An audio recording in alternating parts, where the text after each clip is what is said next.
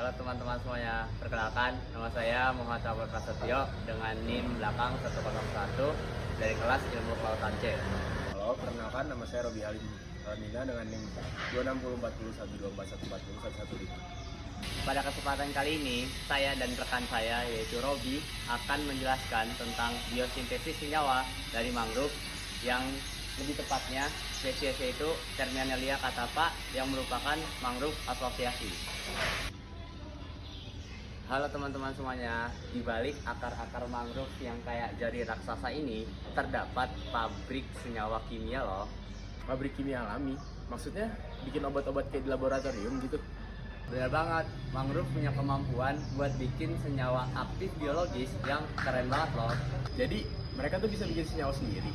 Benar banget, prosesnya itu disebut biosintesis. Jadi si mangrove itu tuh kayak nge-mix karbon, nitrogen, oksigen, dan juga hidrogen buat nyiptain senyawa kayak tanin, alkaloid, dan juga flavonoid. Kayak chef dong, campur bahan-bahan jadilah resep senyawa antioksidan alami. Saya juga dibilang gitu sih, tapi bedanya ini tuh chefnya pohon yang hidup di air asin. Contohnya, senyawa tanin dari mangrove ini punya aktivitas antibakteri loh. Jadi, si mangrove ini bisa mengatasi bakteri yang berbahaya. Terus ada flavonoid yang punya efek antioksidan, jadi bisa melindungi sel tubuh. Makanya, banyak peneliti yang menjadikan ekstrak mangrove ini menjadi bahan dasar obat-obatan dan kosmetik alami. Tapi bukan cuma pohon mangrove aja loh, mikroorganisme yang hidup di akarnya juga bisa menghasilkan senyawa aktif. Betul, mereka itu disebut mikroba endofit. Nah, buat cara dapetin senyawanya, para peneliti biasanya melakukan proses ekstraksi itu biasanya pakai pelarut etanol dan juga metanol. Habis itu diisolasi kan, supaya ketahuan senyawa mana yang paling aktif. Wah, betul banget. Jadi intinya, mangrove bukan cuma benteng pantai, tapi juga laboratorium alami yang penuh dengan senyawa berharga.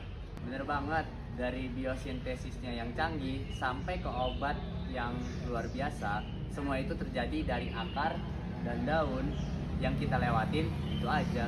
Makanya jangan lihat mangrove dari luar, karena di dalamnya ada rahasia kimia yang membantu kesehatan manusia. Aku Akbar. Dan aku Robi, sampai jumpa di video selanjutnya. Jaga Jaga alam, jaga jaga mangrove. Assalamualaikum warahmatullahi wabarakatuh. Perkenalkan nama saya Robi Halim dengan NIM akhir 115. Perkenalkan nama saya Muhammad Abdul Prasetyo dengan NIM belakang 101. Di sini kita akan menjelaskan tentang eksplorasi senyawa bioaktif mangrove, jalur biosintesis organisme penghasil dan metode ekstraksi. Cekidot. Nah, jadi biosintesis senyawa mangrove itu mengacu pada proses pembentukan metabolit sekunder yang dihasilkan oleh jaringan hubungan bakau itu sendiri. Nah, hasil beberapa penelitian itu menunjukkan bahwasanya jenis dan jumlah metabolit sekunder itu berbeda pada setiap spesies mangrove. Dan terdapat juga faktor lingkungan yang mempengaruhi si biosintesis senyawa mangrove ini. Mempengaruhi pertumbuhan mangrove juga serta jalur biosintesis senyawa tersebut, sehingga menyebabkan variasi kandungan metabolit yang dihasilkan. Selain itu, distribusi bioaktif juga tidak merata karena setiap bagian tanaman seperti akar, batang, dan buah memiliki komposisi yang berbeda-beda. Contoh senyawa yang pertama ada daun ketapang atau Terminalia catapha, bersifat antioksidan karena mengandung berbagai senyawa metabolit sekunder. Berdasarkan hasil uji fitokimia, ekstrak daun ketapang diketahui mengandung senyawa aktif seperti alkaloid, flavonoid, tanin, saponin, steroid, dan terpenoid. Kandungan flavonoid pada daun ketapang berperan penting dalam aktivitas antioksidan yang dimilikinya. Nah, terdapat pula aktivitas biologisnya, itu terdapat antimikroba dan penyembuhan luka. Nah, untuk antimikroba itu sendiri secara tradisional, Terminalia catapha atau pohon ketapang itu dimanfaatkan sebagai agen antiinflamasi, antimikroba, antioksidan, anti kanker, dan anti diabetes karena mengandung senyawa bioaktif yang beragam. Tanaman ini sering digunakan dalam berbagai ramuan herba untuk meredakan peradangan, mengatasi infeksi, serta meningkatkan daya tahan tubuh. Nah, untuk penyembuhan lukanya itu sebagai komponen dalam aplikasi tropikal untuk penyembuhan luka, bahwa ekstrak Terminalia catalpa itu menunjukkan kemampuan mempercepat penyembuhan luka hingga 97% dibandingkan dengan salep betadine. Selanjutnya organisme penghasil yang pertama ada Staphylococcus hominis, memiliki aktivitas bakterisidal terhadap beragam bakteri gram positif. Yang kedua, Bacillus motobuensis, memiliki aktivitas psikotoksik dan kemampuan mengambat invasi sel hepatokarsinoma yang menunjukkan potensi sebagai agen anti kanker. Yang terakhir ada Corynebacter sakazaki sebagai bakteri target untuk menguji apakah ekstrak daunnya mampu menghambat pertumbuhan.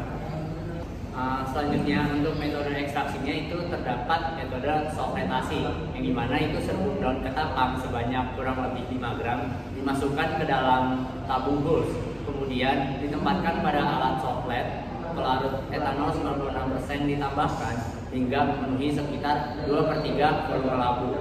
Nah, setelah itu proses sofletasi dijalankan secara berulang hingga eluen tampak bening. Nah, ekstrak etanol ini yang diperoleh kemudian disaring dan diuapkan dengan rotary evaporator dengan suhu 60 derajat Celcius hingga menjadi ekstrak yang lebih kental. Selanjutnya metode maserasi. Pada metode maserasi, sekitar 5 gram daun ketapang kering yang telah dicincang dimasukkan ke dalam toples dan ditambahkan 50 ml etanol 96% hingga seluruh serbuk terendam.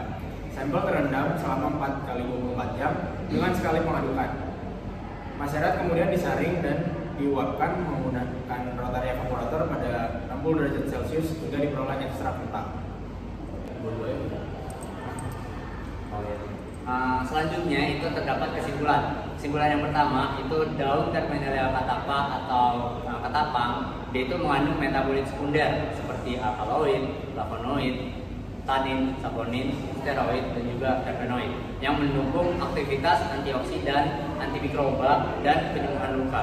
Selanjutnya, mikroba seperti Staphylococcus hominis, Bacillus monobuensis, dan Corynebacter sakazaki itu digunakan sebagai organisme uji untuk mengevaluasi efektivitas apa saja yang terdapat di senyawa bioaktif tersebut.